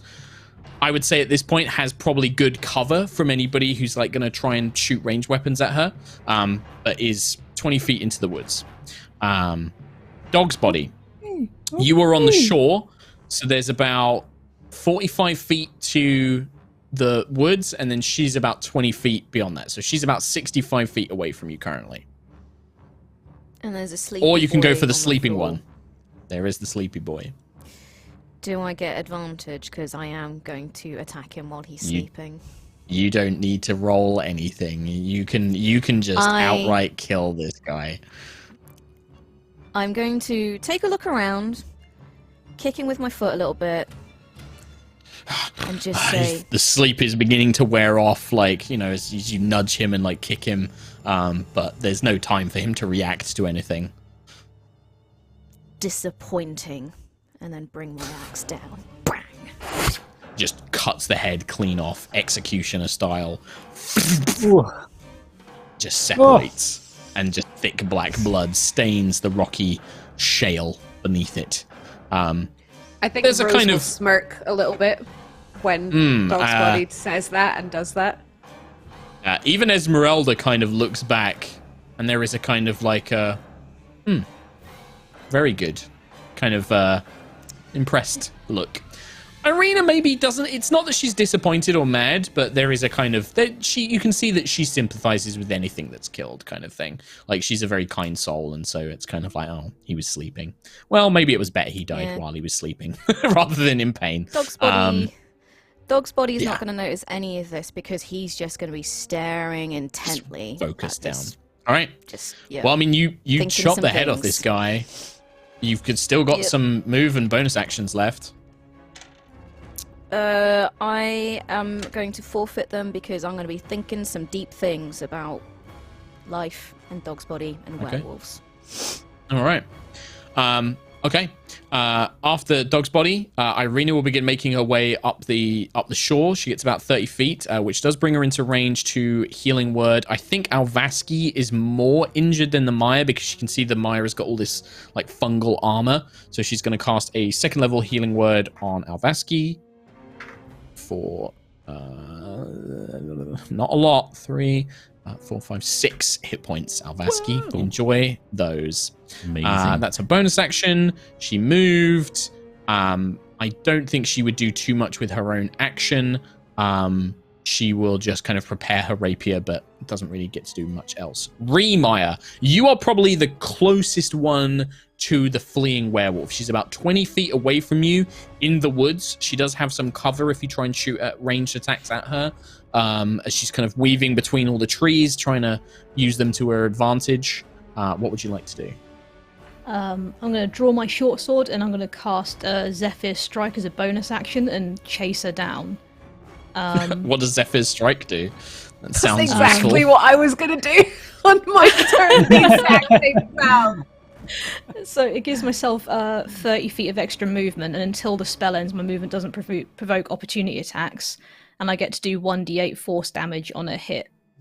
Well, you will definitely reach her. So you kind of watch as these bugs, almost like millions of these bugs on the ground, almost lift you up and help you speed along. Like these like flying things pick up your cloaks and your body, and like all these bugs just kind of whoosh, launch you forwards as you whoosh, nip through the trees and then bring the weapon down. Yeah, make the attack roll. Nice. And I'd like to do Gathered Swarm as well and give myself an extra d6 if I hit. If you hit. Yep. 10. So the first strike, she manages to dodge and it kind of impacts into a tree. You're over 5th level, so do you get, or are you over, I can't remember, are you multi-class or are you? I'm just a ranger, I can do extra attack. Yeah, there you go, you got extra attack, so you can make a second attack, but the first one, yeah, she just dodges, it thunks into the tree. Second one? 14 plus 5, 19. Strikes dead into her back as she tries to pull away for the second time. Nice. You can roll damage if you want, but you don't need to. She had 2 hit points. Okay. Oh, so really? you can roll damage if you want, but because there was a lot of stacked damage there, an extra D8, an extra D6. But just in case. the blade just cuts into her back and almost like tears through, and all these bugs swarm into the wound and begin festering and eating away. And you just watch as she just slams to the ground, unmoving. She's joined the Maya now. Yeah, the bugs just begin swarming over it, ready to consume. Feast, my children. But with that, there's still the direwolves, actually. I forgot that there are still 2 direwolves in all of this kicking off. And they are above the person who is next, which is Tom Meyer. There are 2 giant wolves over you. Good to know. How do they want to do it? How do they want to kill me? I've still got max health and 1 temp HP.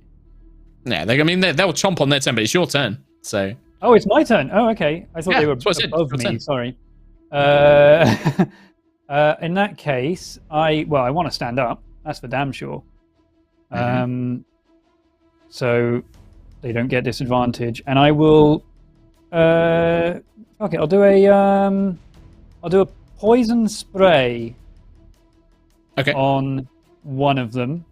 Sure. So they need to make a Constitution save. I believe that's going to pass. 17. Son of a bee sting. And nothing happens when they pass. Okay. And that's pretty much me. Oh, actually, I'll use my reaction to do my symbiotic goo, my druid circle thing. It's everything within 10 feet, right? So every enemy, yeah. Yes, that's both of them. One passes, one fails. Yep. Cool. Another 2d6 on them. Boom. So 6 half damage to the one who succeeded? No, just they don't take any damage. No damage at all. Okay. No. So the other one takes 6. So you watch as the spores begin infecting them and probably doing nasty things to their insides without them realizing it, but no immediate effect. On his turn, Speaking of my insides, can I feel anything messing around with my insides? No. Okay, cool. Neat. All right, nice. Fine. Right. Ismark, on his turn, will run up from his position where he was fighting the other werewolf, and he will pick up the heavy crossbow that the other werewolf dropped, and he will level it at one of the wolves attacking the Maya. He's not very good with it. He does roll a natural fucking 20, though. This boy. Ring-a-ding-ding. This boy. Oh, Ismark 15 points of damage as he... he kind of like kicks the crossbow up into his hand, levies it, and then and it just rips through the neck of one of the direwolves. Doesn't kill it, but does a ton of damage. And then he just kind of shoulders it and poses and looks cool. Rose, these 2 direwolves are still attacking the Maya. What a cool guy! Oh my gosh. He is so cool. He's the true hero. He's the real hero of this campaign. Yeah. Really is. Ismark and Rose walk out as like the 2 heroes at the end. I will probably. How close am I to those direwolves? I mean, you're like 45 feet, I think, because I don't think you moved from your initial position because you were shooting. Oh, I can't quite get. Okay, I'll shoot again then. I shall shoot. Yep. Normal arrows or silvered arrows? You've used 2 silver arrows. I've got magic arrows actually. Sure. As well. I might use you a can magic use those arrow. if you like. Okay. 19 plus 9 to hit. That hits the big wolf. Misses. Yes. Only 6 damage on that, but also 4 damage from Slayer's Prey. Which one do you want to target? The one that Ismark just hit or the other one? The one Ismark just hit looks very injured. That one. Okay, so 6 points. 10 if you include Slayer's Prey. And then, okay, the Slayer's Prey actually kills it. So the crossbow bolt through its neck heavily wounds it, and then your arrow just pierces through one of its eyes into its brain, and the large wolf just slumps to the ground, dead. Nice. And second one will be an 18 plus 9. That is also a hit. 7, 8, 9, 10, 11, 12, because it's a magic arrow. I forgot that. So 12 more damage on that one. 12 more damage to that one. That one also takes it deep in the side of the ribs, probably puncturing some sort of organ as the wolf lets out this horrible kind of like yelp and then howl. And it just begins growling and sort of limping, still kind of engaged in this must defend, must protect, must attack kind of mentality. Anything else, Rose? Do you want to move up? Do you want to get closer? I think she would just probably... Yeah, get a little bit closer, and also she's probably looking at the one that the Maya ran after to make sure that everyone else is taken care of, and looking at the woods and seeing if there's anything else, because she wants to make sure everything that's been eliminated. All right, cool. So while you do that, Esmeralda will move up, but she will stay a little bit at range and will cast Firebolt. So she raises up her hand, and a kind of a bolt of flame will come out of it, +6 to hit. Does miss, actually. 7 plus 3 is 13. The injured wolf manages to kind of leap to the side as the firebolt scorches overhead. Missing, she kind of is like, curses to herself. Alvaski.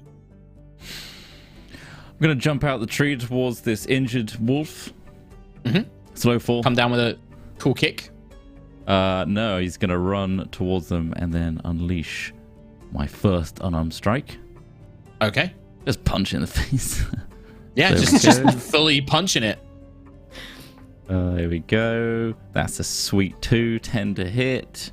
It does not. You kind of swing wide, and it's kind of trying to defend itself. It yields back. Extra attack. Here we go. That's a 4, 12. That also misses. It does connect, but it doesn't just have the force to go through and cause any damage. Okay, in which case I'm going to spend 2 key points, which I can do after an attack, to do, what's it called? Searing Arc Strike. Immediately after taking an attack action, I can spend a key point to basically do Burning Hands as a bonus action. I can spend additional key points to make it a higher level. So I'm going to spend 1 more key point to make it 2nd level. Okay. So it's 2d6. I will say that you're going to obviously angle this so you don't hit the Maya, right? You're going to try and angle this so that you catch it without catching the Maya. Sure. Just gripping its fur and just setting my hands ablaze. Sure. So dex saving throw? Yes. DC? It is 11, I believe. It fails. 6 plus 2. 8. What? Full damage. Here we go. 2 1s coming up. That's... Hold on, I didn't roll 2. Well, I'm pretty sure that Burning Hands is. I'm pretty sure that Burning Hands isn't 1d6 of damage. It's 2d6. How about you read what damage of the spell is? 3d6 base, so it's 46. And then plus 1 for 4. Yeah, it's 4d6. Right, yeah. All right. What's another Oh one my and a 2 god. then? Oh my god, you Two, rolled a 2 1, 1s and 2 a 1 2s. and As a bad 2. as me. You're I don't think I've No, ever total? yelled cursed. So You it's roll damage? 1s on almost 6 every attack points of roll. damage. Jesus. I will say The that damage Burning is Hands, this garbage. would probably set the wolf's fur on fire, so it's going to stay ignited. I'll deal it like a d6 of damage every turn because it is on fire. Pity damage. And I yeah, love it. Yeah, it's well. I mean, no, it's the flame would set its fur on fire. I think that is logical. We'll that it take would do pity that. damage. We'll And take then, it. you know, a d6 of damage to represent it being on fire, I think isn't too much. But yeah, the flames engulf the werewolf, the direwolf. Sorry. End of your turn, Alvaski. Yeah. Okay, so you watch these radiant flames burning all over it. On its turn, I'll have it take d6 of fire damage. It takes 3 points of fire damage. Heavily injured. It's charred. You can smell its flesh cooking. And just in a fury, it's just going to try and lash out.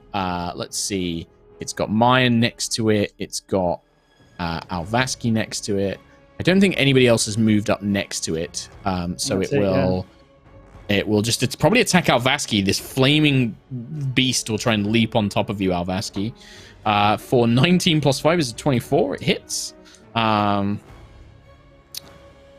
8, 9, 11 points of piercing damage.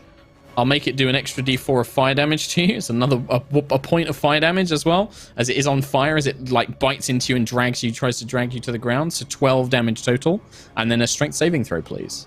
Oh. Here we go. I rolled a 3, so that's 7.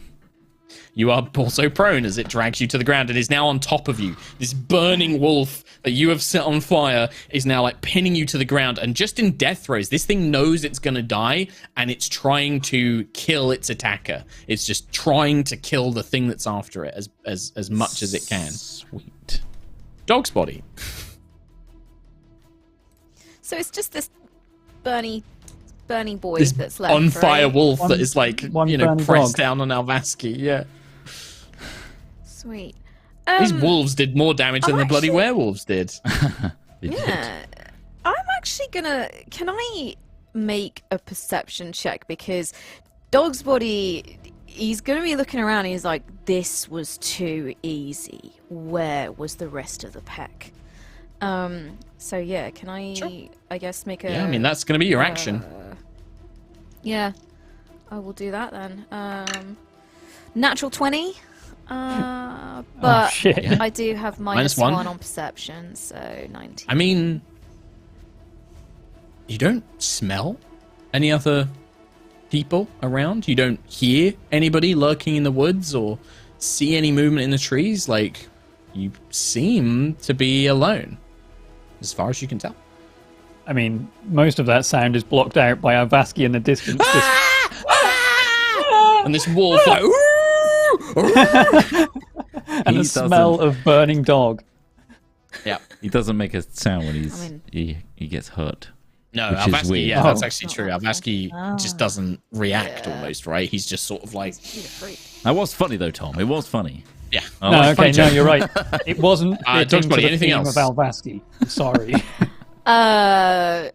I'm just gonna say to Rose, like, be careful. I don't like this. And I'm gonna. Where's Something's the out boy, there. Dwyer? Is he still? He's at his rock. kind of catatonic. He's waiting by his rock. Yeah, he's at his rock. He's not catatonic. You can see he's been watching the fight, but he just hasn't left that spot. Like this large rock that he was kind of sat on before just hasn't moved from it. Yeah. Okay. I'm just gonna Right. be aware. All right. Okay. Irina will see poor Alvaski, and she will cast another healing word. Only at first level though this time. 4 hit points, Alvaski. Wow. Wow. And then that's it. I think she doesn't really, have much. She's not going to go into a fight with a flaming wolf. So Could she do just that. probably says to Ismark, she's probably going to, in fact, no, because that was a bonus action. She'll just say, Ismark, quickly, go and help him. Get that thing off of him. And he's just like, yes, my sister. And he's just running towards it. Remire, you dashed about sort of 20 feet away from this whole scene to finish off that last female werewolf. But yeah, somebody please kill this wolf. It's so nearly dead. Someone please, so we can end the combat. I'll come back through, back to where the direwolf is and take some crossbow shots. Just like Mercy killing it with the hand crossbow. Back of the head. Oh, 20 I to wish hit. you missed both times. Yes, and with its 3 hit points left, you kill it. as you just put a bolt in the back of its head. It kind of slumps, burning onto Alvaski's body, and people help pull it off before it does any damage. And that is us out of combat. That is us out of combat. Cool. Leaving you all in this moment of stillness. These dead werewolves, the dead wolves, seemingly alone, from what Dog's Body can tell. Nobody else lurking nearby. So, can I, just since Rose is probably on edge at the moment as well, given the werewolves, I'm trying to find the thing. No. Primeval awareness. Tell me what it does. Actually, no, it's not going to work. Never mind. That's not. Well, because are wolves considered monstrosities? Werewolves. Dire wolves, werewolves. I think they count as shape changes. They're humanoids, but they're shape changes. They're humanoids. Dire wolves, I believe, are monstrosities. Dire wolves are. No, that's a winter wolf I'm looking at. I want a dire wolf, please. D&D Beyond. Come on. I didn't say winter wolf. I said dire wolf. Foolish fool. They are beasts, so they are natural animals. Dire wolves. They're just big, super aggressive, dominant variants of the normal wolf. So werewolves are not monstrosities then? They don't count as monstrosities. What's the perp? What are you trying to do? You tell me what to do, and I'll say if it makes sense. Favorite enemy. I would say that they would certainly count as your favorite enemy. Yeah. So I think what I want to do is just sort of. I have advantage on survival checks to track my favorite enemies. So I just was wondering if I could kind of scout the area with that in mind, and sort of, since Rose knows them, just sort of see if there's anything else out there. Yeah, absolutely. Give me a survival check with advantage. I'd definitely say that Rose's knowledge, you've studied these creatures, you would definitely know how to track them and knowledge about them and things like that.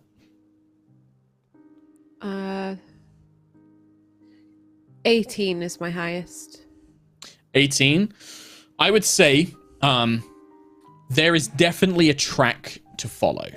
You're not sure if the track will fade off. You don't know how far it goes, but there is definitely enough evidence of where these creatures came from. And it leads up to the northwest into the hills. You know that much. Whereabouts in those hills it goes, you don't know yet. You're going to have to follow it, maybe make some other checks. But they came from there, certainly. And that's the way that Vasilica went. That is what Dwyer said. He pointed in that direction. He said she went that way and said she was going to take care of it. Okay. Interesting.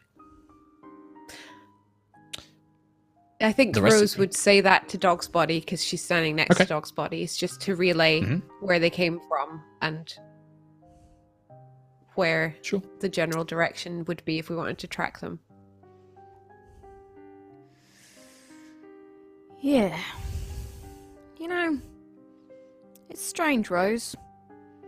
I've been thinking about this moment for a long time. And I don't feel a goddamned thing. That's quite interesting because I feel similar right now. I've spent a long time hating werewolves for what they did to Ben. But there's nothing. I don't feel anything. I don't feel happy that they're gone when I kill them. I don't feel nothing. Just numb. I don't know if it's this place making it worse. Esmeralda will actually, she was standing nearby, just say, unfortunately, that never really changes. You can kill as many of these things as you like, and it's never, that satisfaction never comes. Never makes you feel complete. The only thing that does is maybe helping a family who lost a loved one, giving them the news, putting a soul to rest, maybe even rescuing someone from time to time. That often is more satisfactory. But the death, I see it as you don't feel anything when you kill a termite or a mosquito. You're just ridding the world of another problem. That's what we do, Rose. Problem solvers. And perhaps Dog's Body, you too. More of a problem solver than I gave you credit for. You know what, Esmeralda? I agreed with about half of what you just said.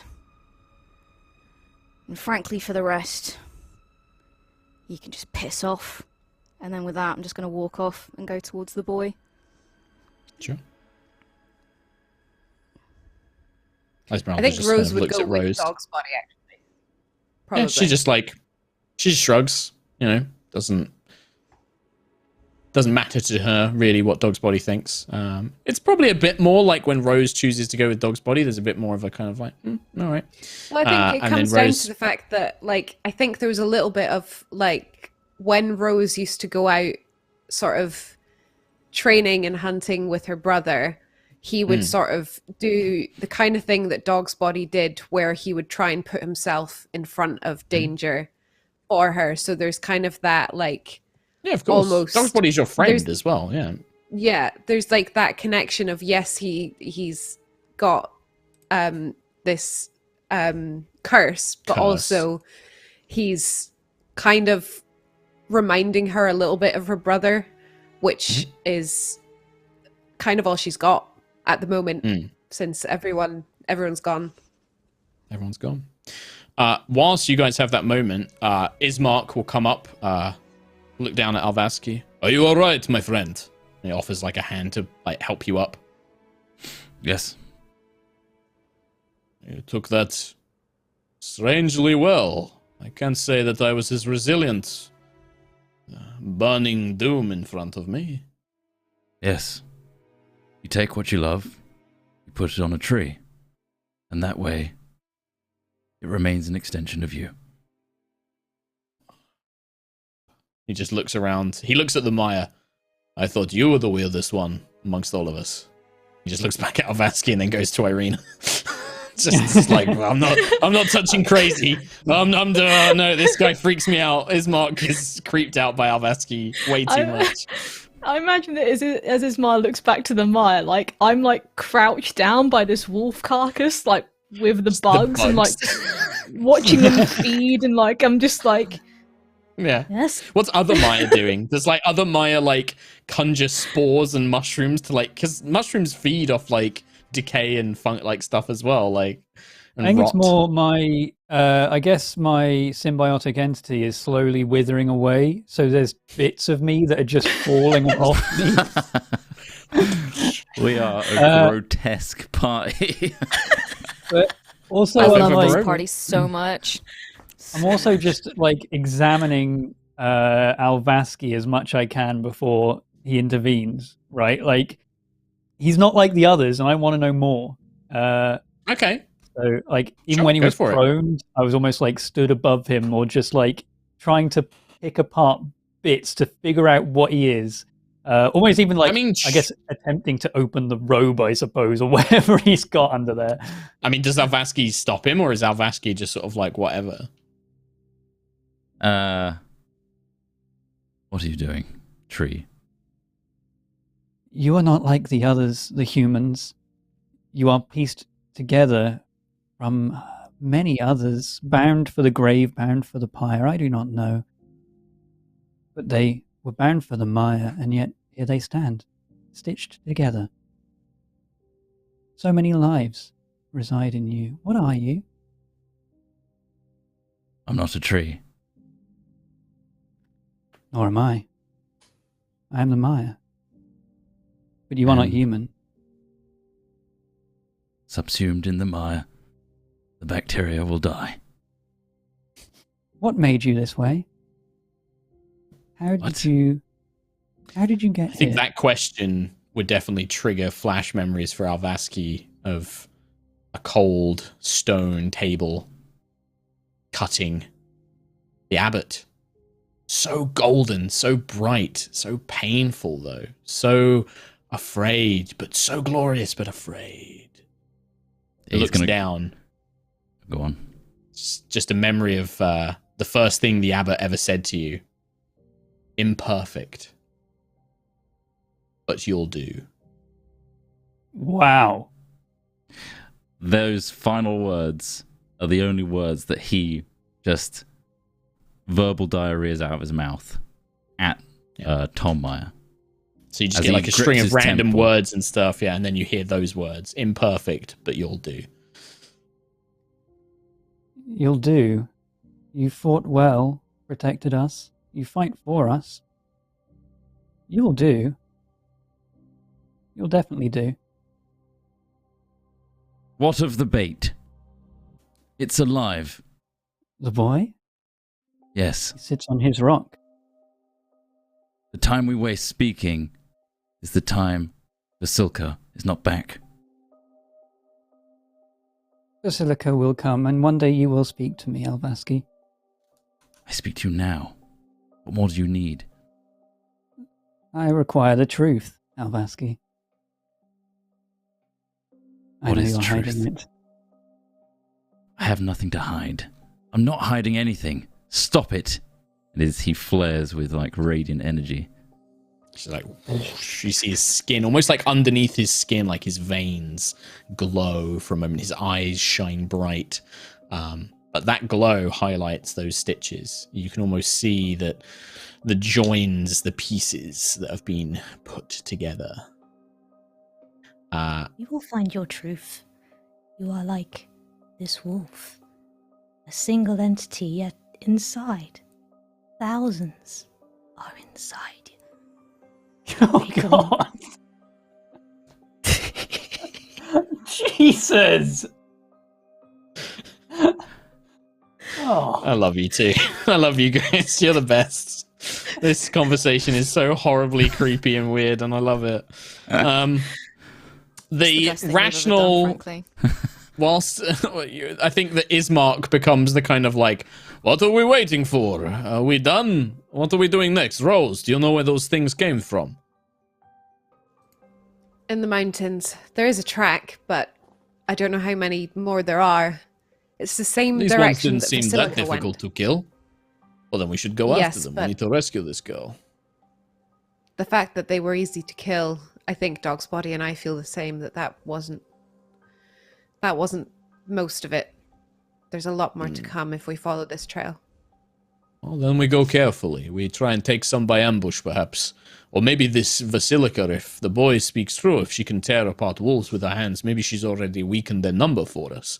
Maybe she's given us a chance to get in, sneak in, perhaps, go unseen. Or maybe we just camp outside their little cave, ambush them when they come out to hunt or to do whatever business wolves need to do. Shit, I don't know, take a piss. We kill them when they come out. It's not just that. There's something that we don't know about Kresik. Is it Kresik that these people can remember? Yeah, Kresik, yeah. It's Kresik, where Alvaski and the abbot I and forget. all of that are, yeah. Yeah. There's something that we don't know about Kresik, and I don't know how to get the truth from Alvaski and from this boy and what Vasilka really is. There's something not right here. I don't know if we can trust anything. Esmeralda, Irina, Ismark, and Esmeralda will kind of look at each other. Esmeralda will probably say, well, just so you know, I absolutely don't trust the abbot in that sense. There's clearly something going on. Whether he's mad or some sort of creature in disguise, I don't know. But the fact is that he's an enemy. I know for certain that he opposes Strahd, and he has those angels. I'm sure you saw them. They'll be powerful allies against Strahd's creatures. The castle, Ravenloft, is a bastion under Strahd's will. Whether or not we can trust the abbot, I don't know if we have a choice. Well, something's wrong with the way that Alvaski has been treated, and also Vasilika. She's run away. I don't think we're going to be able to get her back. And therefore we won't have him on our side anyway. She's run away, she's not going to go back. Well, this is your... I feel that, Rose, you and your companions have been in this fight just as long as I have. I think I'm going to continue to try and get this girl. I think that... I don't think we can get to Ravenloft. Well, the only other way I can see us of getting inside Ravenloft and having a chance to destroy Strahd is if he invites us, honestly. Do you want that to be the situation? If you know of a way that we can get inside of Barovia, if we can get away inside the castle without the abbot's help, I'm more than happy to not help that creep. But I just can't see it. We need the forces, we need people, but I don't know what this is going to cost us to get there. We don't have a lot left to give. And I'm willing to keep going, but the point where we do get betrayed, whenever that point is, inevitably, this is Barovia, I don't know what our next move will be there. Neither do I. But I think I'd rather try and deal with the abbot after we've dealt with Strahd. If the abbot needs taking down, if the abbot's a threat to the people here, I'll help you deal with him, but I think we've got to make Strahd our priority. Especially if he's up to something. If he escapes Barovia, Rose, you've seen what he's done here. We can't allow him to escape, no matter what. Even if we have to make a deal with the devil, I feel that we have to stop Strahd. Somebody already made a deal with the devil. Didn't get them very far. Well, hopefully we won't have to. I'm just trying to think of if it comes down to it. But still, if you and your companions need a moment, but I'll start getting us ready to... Well, I'll start looking for this trail you mentioned. She just, nods. Ismark and Irina. Rose, we'll follow you whatever you wish to do. I understand your concerns. Whatever this abbot has done to Alvaski, to this Basilica, to this Dwyer, I don't like it. I don't... There's a sense of unease there. If you think that it's better to turn away from this path, perhaps there are other allies that we could find. The wizard, I know that he seemed erratic, mad, but maybe there's a way that we can help him, restore him, the wizard that we met. But apart from that, the only other thing I can think of is that we know that Strahd wants me. Perhaps if I bring you to the castle, that would give us a way inside.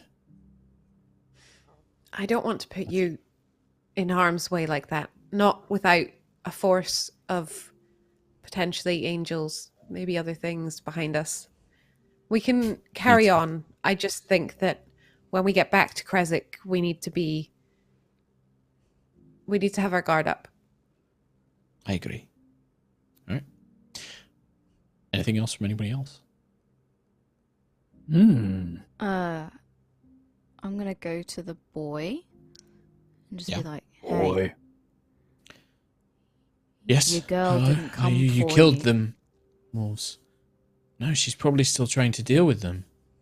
I'm not leaving. I'm staying here until Basilica comes back. I'm not afraid What of if we them. took you with us to meet her? I don't know if I can trust you. You'll just take me back to Kresik. You've already said that's what you want to do. How do I know you're not lying to me? We could have just let the werewolves take you. If I I was know that lying you don't to necessarily mean me harm. But that doesn't mean that you won't take me back to Kresik. I either want to wait here for Basilica or I want to go to where she is. Do you That's promise where that we're you won't going take me now. back to Kresik? You promise that you won't take me back. You'll take me to Basilica. I promise I will not take you back to Kresik. Looks at you. Dog's body's being It's not 100% quite- honest. Yeah, I know. But it's also you promise not to take him back to Kresik, not that you take him to Basilica. It's all right. Well, I'll go with if you. you want that to be a part of it, we're going to Basilica now. You come with us or you stay here and you probably die. I'll come with you. But if I think you're going to Krezk, I'll run away. You won't catch me. I'll hide. If you run away around here in the woods, you will die.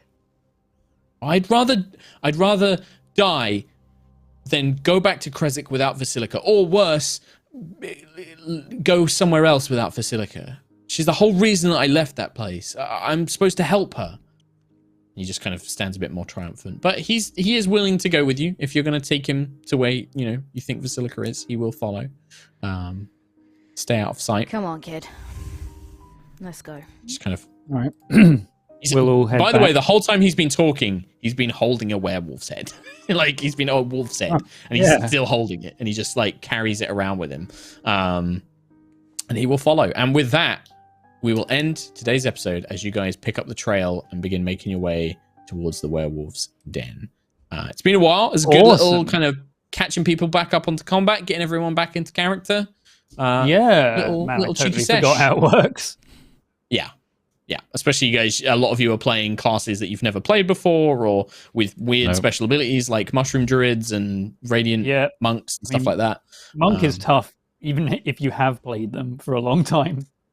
Yep. Right, Kim? It's remembering like, okay, attack, extra attack. I miss being a monk. Yeah. Flurry of blows normally without spending a key point and get 1 unarmed strike, but if I spend a key point I get 2 unarmed strikes. But then the radiant monk is like, but you can spend a key point to do 2 energy blasts as well, and then you can do energy blasts as your normal attack. It's just like a whole other mess that comes into play.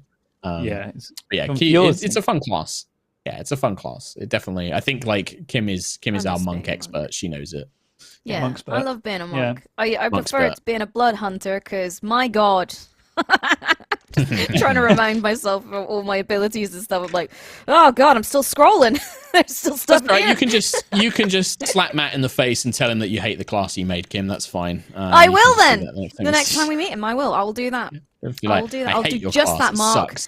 I'll do it in front of you as well. So I'll be like, Mark told me to do that. I don't know her. Mark agrees. Some crazy lady. I don't know who she is. It's a crazy old lady. And you laugh like that, I won't. I'll be very easily convinced. Blood hunter shit. Oh my god! It's not shit. It's just there's a lot going on, and I think Matt also acknowledges certain problems with it. Cool. Yeah, I do love it. We I need love to read the out, Thomas? lycanthrope, but there's a lot of cool lore with it.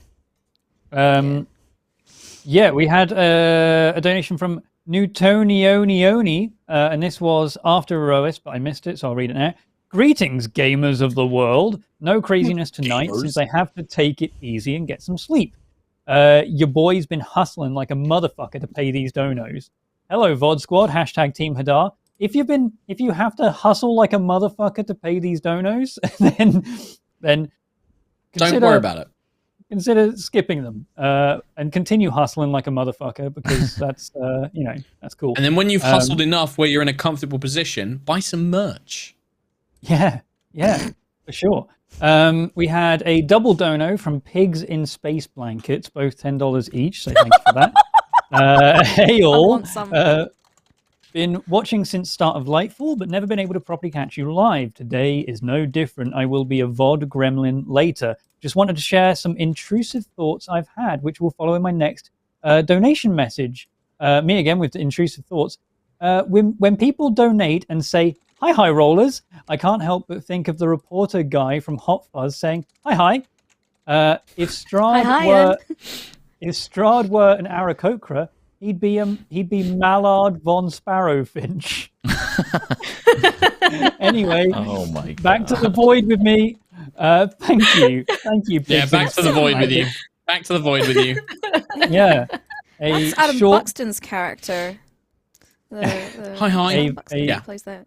Hi. A short but very delightful intrusion, Pigs in Space Blankets. We look forward to seeing you live. Growing Obsession. Please come around again. I love your name. Please come around again. Growing Obsession has also donated twice for $10 total. Thank you very much. Good evening, High Rollers. I'm happy to report that we successfully defeated Strahd in our only campaign, only suffering 1 NPC death and 1 PC death. All right, no need to brag. Now, really this weekend, wow. That's a flex this weekend, it's my turn to start running the campaign as a newbie DM. Wish me luck. best Good of luck. luck. And the second Oh, good donation luck. was Fun. You'll do great. also I will say Mark, with you guys, one thing with the character deaths in this campaign, I think in most cases, a lot of D&D groups, like a character death is kind of like, oh, like one character goes down and then, you know, everything happens. With the Curse of Strahd characters, I felt like Rhiannon was like the first domino, and the Rhiannon domino would fall down, and then that hit the Tom domino, and then the Tom domino hit the Trot domino. Like in a single combat, it would be like, right, Zeki's down, we got to rescue Zeki. Oh no, Zeros has gone down rescuing Zeki. So and so's got to come in, Shadow, and then they go down. Mark, let's not make it sound like I was sat there for more than 5 minutes before you killed me in that session. I died first and then Ree. But that was a follow-on from the actions of what had happened the previous episode where the dominoes came into play. The thing is that you also both died twice. So Yeah. Kim, It was when we got like locked down. Strahd. Like, Kim doesn't have an excuse. It well, not an excuse. Like Kim was purely I set Strahd against Strahd you, murdered. and it was like that. Yeah, Strahd you murder. just That was- wanted to murder me. You were just like, Oh, I yes, didn't wanna murder you're going to die. No, I didn't You're gonna murder die you. so did a lot of specifically. damage. You did a lot of damage to him, and that pissed him off. I was radiant trying to bullet murder him. all of you equally at the start. But yeah, I think this campaign has definitely had more deaths than any of us expected. Yeah, but I mean, yeah, great. Zeke, Love it. Zeke, definite died. Then we made the deal to bring her back, and then there was in the castle. I can't remember what it's called. Argynvostholt. I'm pretty sure you fell down this massive pit. She fell. yeah, And then- fell, and then I think fell you a rolled- very long way. Either you rolled a natural 20 on a death save, so you came back, It was a natural or there 20 on was the death some- save. Yeah. or there was some Barovia fuckery that brought you back. So you Nope. pretty much died like 3 times. No, she died one- like every Actually- combat. Every combat, she was down. I'm Oh, not a man. good There she sorcerer, goes. guys. She's Don't out. make me Yeah. play a sorcerer again. No, what you need to be, Rhiannon, is we need like a melee sorcerer class that can Yes. run Yeah. in and be like, I'm a spellcaster. Yeah. Yeah, That's what you do. The combat where you died the first time was the one where you basically ran into them and then away from them to get opportunity attacked, and you did That was that the like vampire 6 times. dragonborn. And for Yeah. some You did it reason, so many times. that drove me We crazy. were like, I don't was go in. like, Like, there doing? was nowhere to go. But you don't oh, go God. next to him. And then away from him, you basically like this movement will proc opportunity attack. Do you want to do that? Yeah, why It was not? like Yeah, it, sure. it was like you just came in and went. It was the This best. time, It was like You wanna? watching. You wanna? What's the kill worst me? you're gonna every do, gamer- dickhead? It was like watching every gamer who's just like, oh, but they won't get me this time, and then, and then it's like a gambler, pretty like much that, I can't roll snake eyes again. Ah, Like, what are the odds? Oh. Yeah. makes me laugh. Anyway, I just that Anyway. Shit. funny Anyway, as shit. yeah. And we also had a donation from Varys with no message, as usual. Thank you very much. Thank we you. had some gifted subs from Whitechurn and Underworld Chris, and also some bits from Underworld Chris and that Roach guy who said, I love you guys so much. Still trying to catch up on Erois, by the way. Trot, your hair is beautiful. There you go. Thank you. Yeah, Kim and Trough got kind of well, actually, not quite. It's not quite as long as Kim's, is it? No, It's getting there. No, mine's very long Super now. long. I think mine's Yeah. a lot longer than Trot's. it's pandemic hair. That's what it I is. guess yeah. if I Yep. really bring it down. Hairdressers There are you go. open though, baby. Tom, please leave your hair like that. Going to Oh my god! Can you just wow. stare dead That into is the no camera? ban. Tom, Less just hair. stare dead into the camera. Yeah. Oh, here we go. It's like here Spider-Man we go. 3. Oh my god, it is. Take his place. Be a Put him onto douchebag, Tobey Maguire's quick! body. Get a tux. Hey. Bully Maguire. Bully Maguire's here, everyone. Oh, God. Oh my God. Oh yeah. Wow, that really fucked it all up. Oh yeah. That's not me. Oh, I'm not yeah. doing that. Anyway. Any more, Tom? No. That's it. It's Ace Ventura now. Alrighty then.